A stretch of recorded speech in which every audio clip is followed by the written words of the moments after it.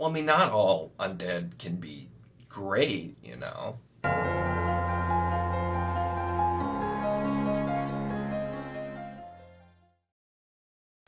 Hello and welcome to my channel.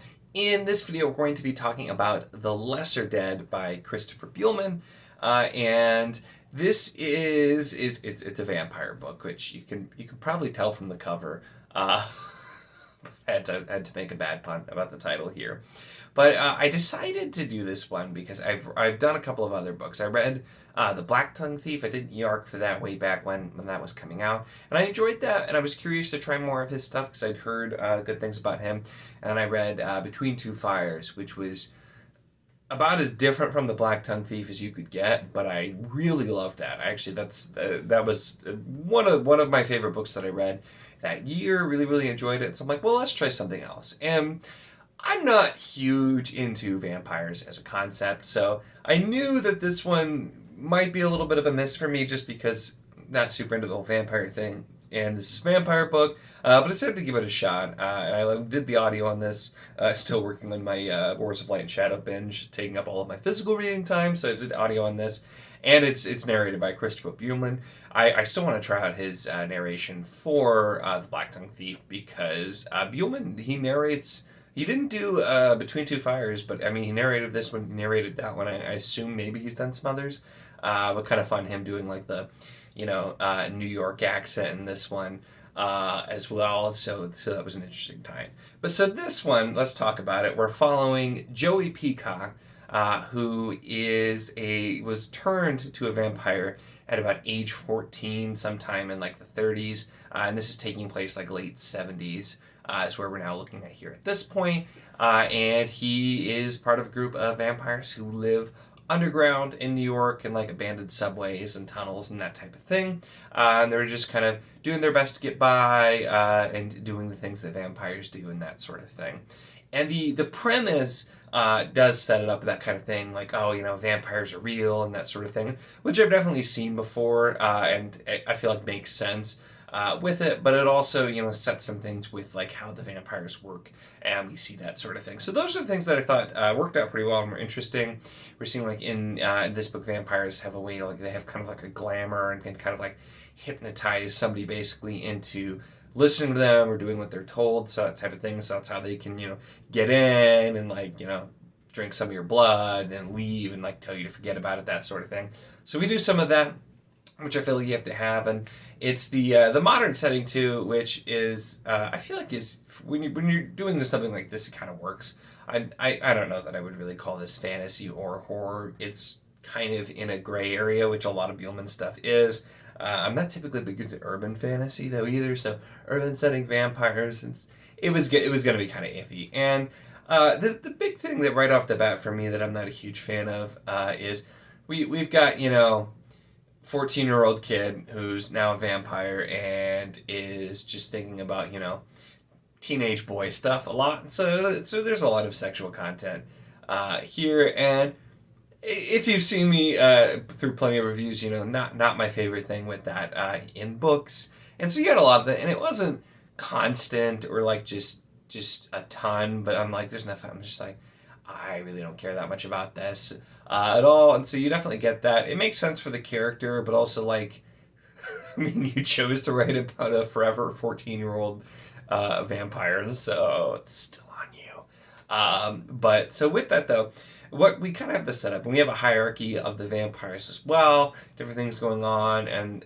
their leader who wants things done a certain way. But the kind of the impetus for the conflict here is that he happens to see some very young children who are vampires and are out in the open and doing things, and that's a problem because they're children, and it's generally frowned upon to turn a small child to be into a vampire, and B, because they're not being discreet and could potentially make the rest of the vampires, get caught or get noticed, and so they're trying to avoid that. So that's kind of what we're looking at here.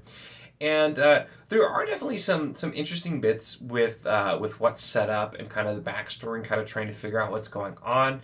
And with our narrator, too, the way that he's narrating it, it is an interesting character voice, in a unique character voice, so I'll give it that, even though I didn't always like being in that point of view, I think it works well and was an interesting a character to follow, but we get to learn more about these other vampires kind of things, and it leaves a lot of questions open of like, well, we know that in this world, obviously there are vampires, but like, is there more? And we don't explore that a ton because this is pretty focused on just this character and them telling their story, but it brings up some of those questions, which I think is nice because it makes it feel more like real when you're kind of talking about, they're just here living underground New York. They don't know a ton about it. And I mean, our main character has never even been out of the area in like the 40 some years that he's been a vampire. So it's kind of that kind of setup.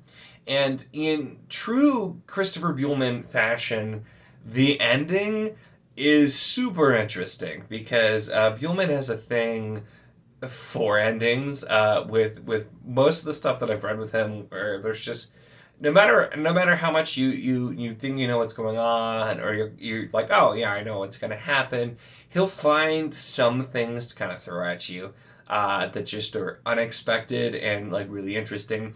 And this one doesn't let down in that part. I thought the ending was very strong with the way that it was handled and everything. And I'm of course not going to give anything away because I don't want to spoil anything with it, especially the very ending.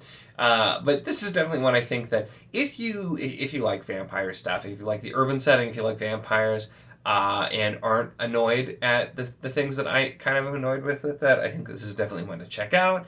Like I said, this was something that was very different for me than I figured was not probably going to be my cup of tea, but wanted to give it a shot. And I didn't dislike this or anything. This was okay for me. It's just kind of one of those things that's not my thing. And I knew that going in, but, just decided to give it a shot.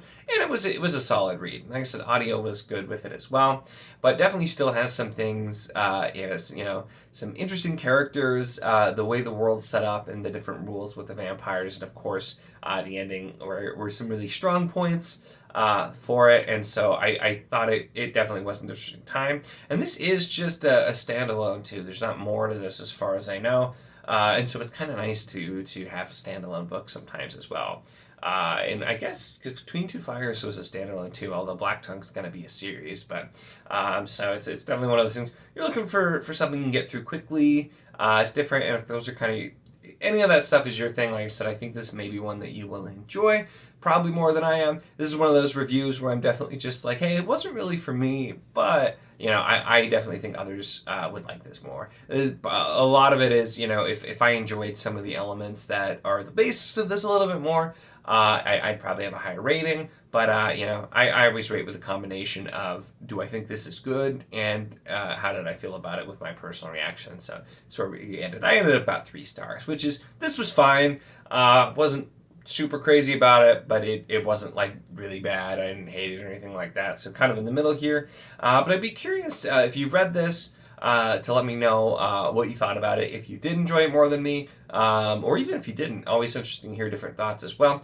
And if you have other Buehlman recommendations, like I said, I mentioned the ones that I've read from him so far, and I still definitely want to read more of his stuff, because even though this one wasn't my cup of tea, I've enjoyed his other work so far, so still really interested to check out more. So let me know if you've got recommendations for more of his stuff as well. Would be definitely interested to hear that. Although that is it for this one. Make sure to give the video a like if you enjoyed it. Check the link as always in the description for the Wizardly Duo Discord if you want to chat books, whether this book, other books, any books, really anything at all. It's a lot of fun and we'd love to have you. And of course, if you enjoy my content, make sure to subscribe.